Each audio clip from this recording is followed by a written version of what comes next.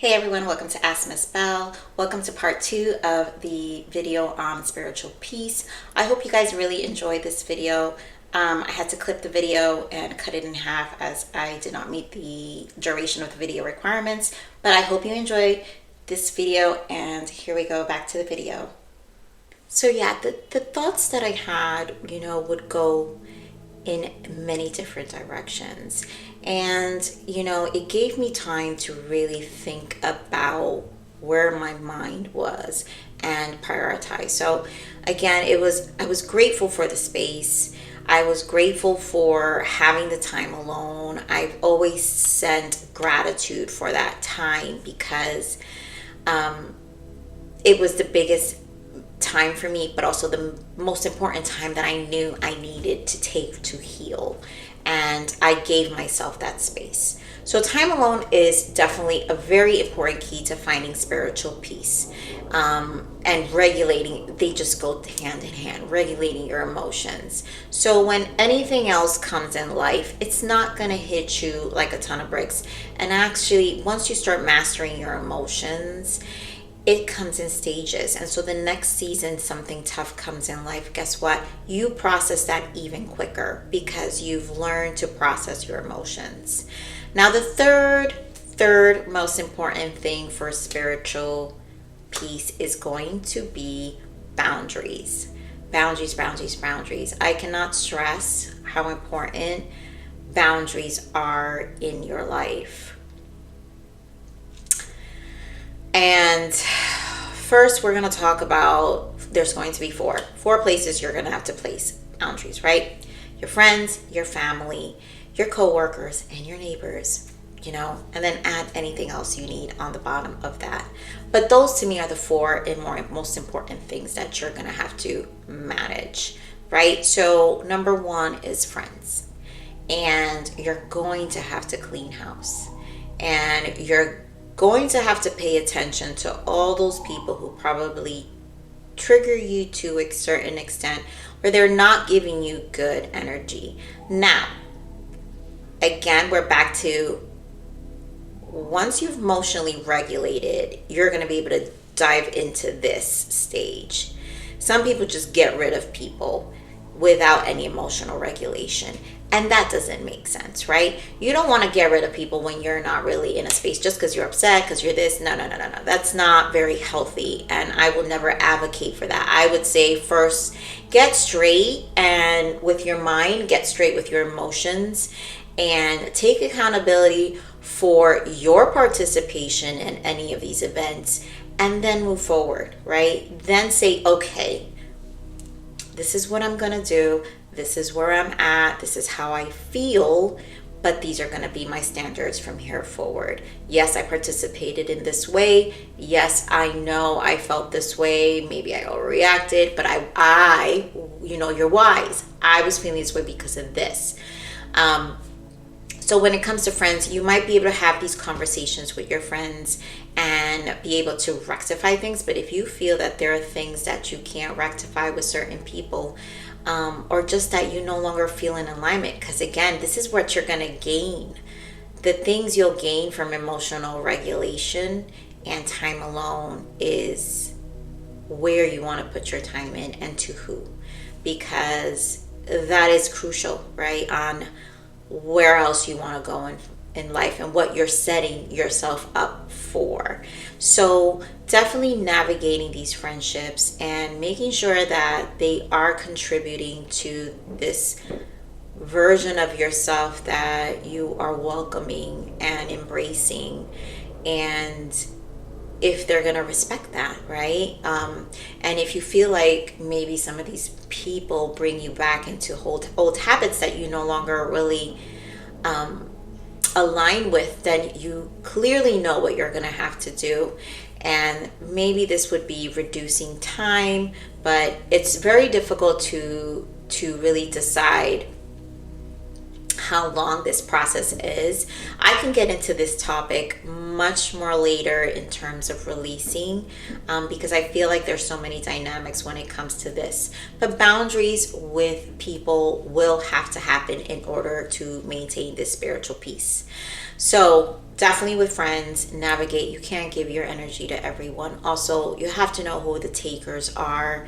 And if they're taking from you and not adding to you, then, there are some really serious decisions you're going to have to make in terms of how you're giving of your time. The second group of people would be your family. And take this from experience that I had. Like I said, after my father passed away, I really had to lay out some boundaries with family. And that was one of the biggest things I learned during that journey. Challenges within my siblings came about that I just was like, well, it's not necessary. So it's not like I went cold turkey on them, but there was a period once everything kind of resolved itself. We kind of dealt with any of the remains of my father's business things that he left behind. Once we closed everything up, it's like I needed a break, and that's okay.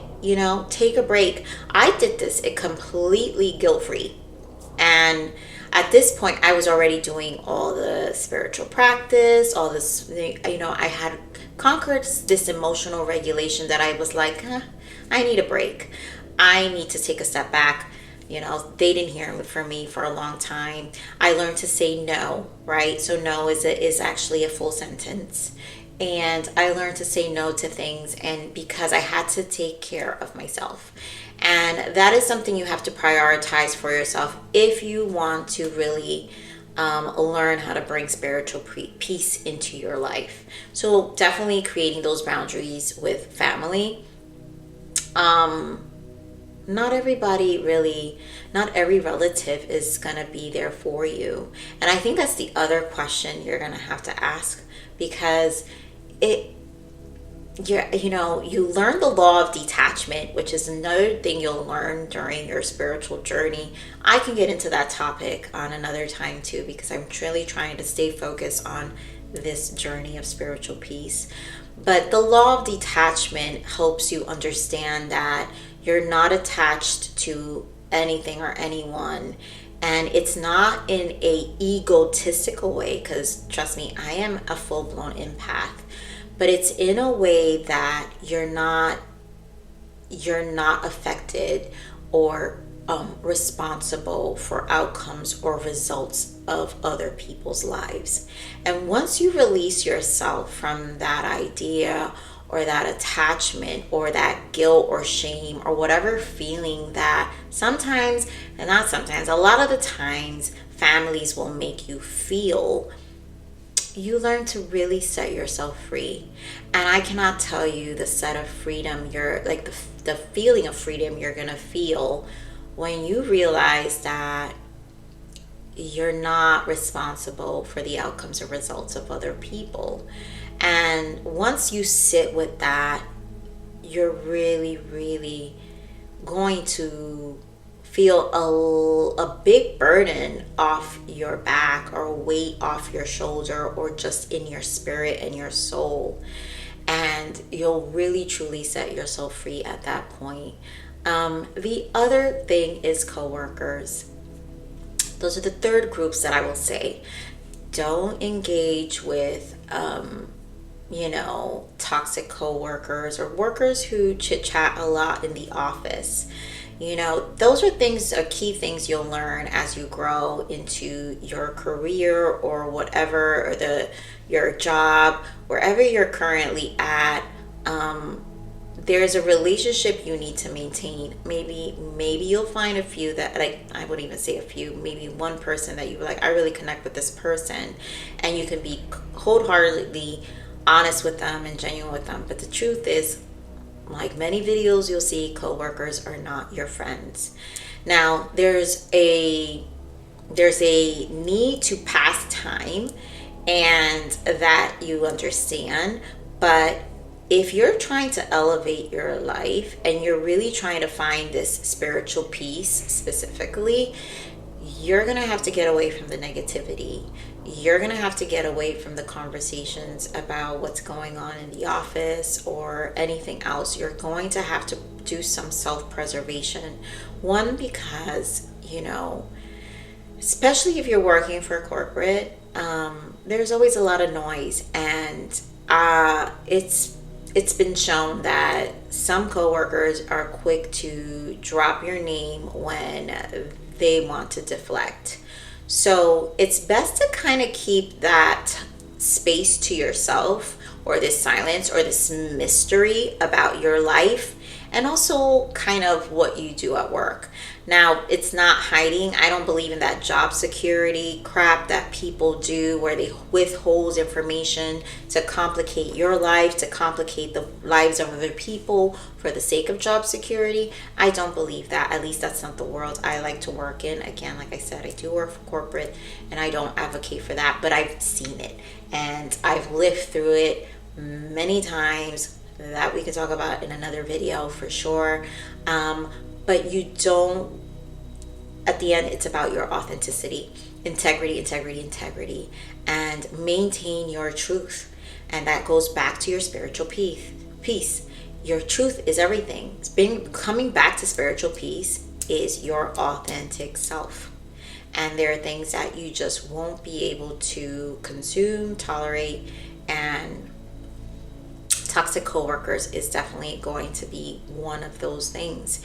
And preserving your livelihood, right? Because you don't want to risk or put yourself at risk for other people who are going to be quick to discredit you, deflect, or take credit for whatever your work or whatever the case may be. So just kind of keep your name out of the mouths of those, and that will really help your spiritual peace as well. And so the last thing I want to touch on is neighbors. So some of you, who are very interactive with your neighbors, it's again following someone of that coworker kind of relationship, but it's keep your life a bit of a mystery. I would say stay in your own lane. If they're good neighbors, obviously embrace them, love them. I will not say that, because you need good community at all times. And if you stick to those people that maintain a healthy community. But if they're looking just to have someone to kind of, get on the case of the other neighbor or the person down 2 houses down or whatever the case, then stay away, steer clear from that, because, again, it's about maintaining community. And especially if you're living in a house, and let's say you go away or you go on vacation and you have someone who can do a house visit who's nearby, that's the kind of relationship you want to keep. Those who genuinely want to protect the community and the area of the homes. So that is another relationship you're going to have to manage and make sure you're keeping at peace too, for your own spiritual peace. So those were the 4 things under boundaries that 4 categories of people I would say create boundaries. I'm going to end it here on this topic. I hope this was extremely helpful. I definitely can dive deeper, but please leave me some comments below and let me know what other areas you guys would love to hear about, and also how you're maintaining spiritual peace this year, and your thoughts on the 3 items I talked about. Again, I will repeat them. It was emotional regulations is number 1 for spiritual peace. Number 2 is time alone. And number 3 is boundaries. So let me know in the comments below how you're going to manage that, and any thoughts, opinions that you guys may have. And let me know where other areas you guys would like to dive much deeper in. And so I'm sending so much love to you guys, and I will speak to you guys on the next video, and talk to you soon. Okay, take care. Bye.